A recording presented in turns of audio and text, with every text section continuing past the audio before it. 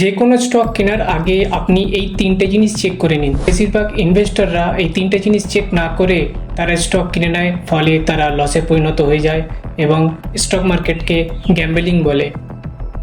যেমন আপনি দেখুন, ওলা ইলেকট্রিক কোথায় 90 টাকা শেয়ারের দাম ছিল, আজকে সেই শেয়ারের দাম 25 টাকায় গিয়েছে। যে কোনো ফান্ডামেন্টাল না দেখেই শেয়ার কিনলে এমনটাই হতে পারে।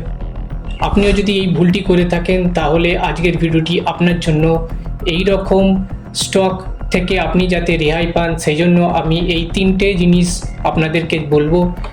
সেই তিনটে জিনিস যদি আপনি দেখেন, বোঝেন, তবেই আপনি আগামী ফিউচারে রিটার্ন বেশি পাবেন এবং লস কম করবেন। 1 নম্বর পয়েন্ট, কোম্পানির বিজনেস ও প্রমোটার হোল্ডিং।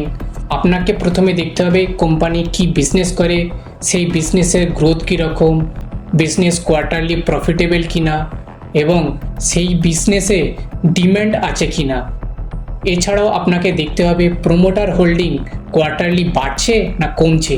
যদি প্রমোটার হোল্ডিং কোয়ার্টারলি কমে তাহলে সেটা রেড ফ্ল্যাগ, সেই কোম্পানিতে ইনভেস্ট না করাই ভালো।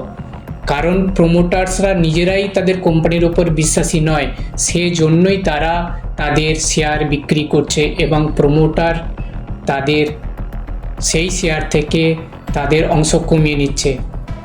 তারা নিজেরাই হচ্ছে কোম্পানির ওনার, তারাই যদি বিশ্বাস না করে তাহলে আমি আপনি কি করে বিশ্বাস করব। সুতরাং প্রমোটার হোল্ডিং অনেক বড় একটা অংশ নিয়ে আছে। এছাড়াও দেখবেন যে প্রমোটার হোল্ডিং তাদের সেই শেয়ার সেখানে প্লেজ করে রাখছে, মানে বন্ধক রাখছে। যদি বন্ধক রাখে সেটা আপনাকে ভালো করে দেখতে হবে যে কেন বন্ধক রাখছে। যদি দেখেন যে কোনো উপায় ছাড়া তারা তাদের কোনো টাকার প্রয়োজনের জন্য বন্ধক রাখছে তাহলে সেটা নেগেটিভ হিসাবে বিবেচিত হবে। 2 নম্বর পয়েন্ট, কোম্পানির ক্যাশ ফ্লো ও ডেপ্ট।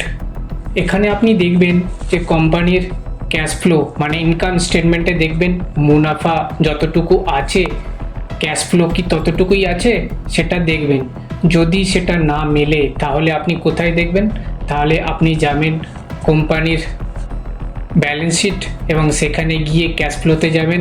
ক্যাশ ফ্লোতে গিয়ে আপনি সেখানে অপারেশন ক্যাশ ফ্লোর সঙ্গে এবং নেট প্রফিটের সঙ্গে দেখবেন যে সেটা সেম আছে কি না। এরপরে দেখবেন কি কোম্পানির ডেপ্ট, কোম্পানির ডেপ্ট কতটুকু। কোম্পানি যদি খুব বেশি ঋণমুক্ত হয় তাহলে সেটা খুব বড় একটা নেগেটিভ। সেখানে আপনি দেখবেন যে কোম্পানির ডেপ্ট টু ইকুইটি রেশিও 1-এর কম কিনা। যদি 1-এর কম থাকে তাহলে কোম্পানিতে আমরা ইনভেস্টমেন্ট করতে পারি, সেটাও আমাদেরকে চেক করে নিতে হবে। 3 নম্বর হচ্ছে ভ্যালুয়েশন।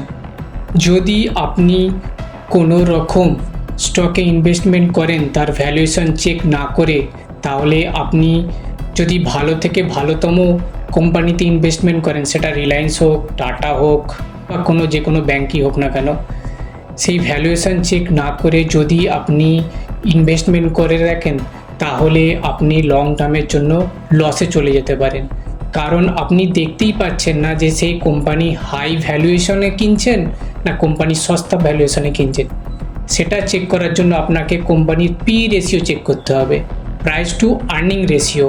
প্রাইস টু আর্নিং রেশিওর সঙ্গে আপনার ওই কোম্পানির ইন্ডাস্ট্রি পির সঙ্গে তার কম্প্যারিজন করতে হবে। যদি ইন্ডাস্ট্রি পি থেকে ওই কোম্পানির পি রেশিও কম হয় তাহলে কোম্পানি সস্তা দামে আপনি কিনতে পারবেন, সেটা আপনাকে অবশ্যই চেক করতে হবে। ধরুন কোনো কোম্পানি 20 পিইতে ট্রেড করে, এখন সেই কোম্পানি 50 পিইতে ট্রেড করছে আর আপনি সেই 50 পিইতে গিয়ে সেই কোম্পানির শেয়ার কিনে নিলেন। এবারে সেই কোম্পানির যদি ডিম্যান্ড হট করে কমে যায় তাহলে প্রাইসে অনেক ডিক্রিজ হতে পারে, মানে প্রাইস অনেক কমে যেতে পারে। ফলে আপনি ভালো কোম্পানি ইনভেস্ট করার পরেও আপনি লসে চলে যেতে পারেন। ভ্যালুয়েশন বড় একটা পার্ট, সুতরাং আপনি ভ্যালুয়েশনটা অবশ্যই চেক করবেন। এই 3টে গুরুত্বপূর্ণ জিনিস আপনি চেক করলেই আপনি 80% মানুষের থেকে এগিয়ে থাকবেন। এবং আপনি যদি শেয়ার মার্কেটে ইনভেস্ট করতে চান তাহলে আপনার একটি ডিম্যাট অ্যাকাউন্টের প্রয়োজন, আর আমি সেই ডিম্যাট অ্যাকাউন্টের লিঙ্ক আমার ডেসক্রিপশন বক্সে এবং পিন কমেন্ট বক্সে দিয়ে দেবো। আপনি সেখান থেকে আপনার ডিম্যাট অ্যাকাউন্ট খুলে নিতে পারেন।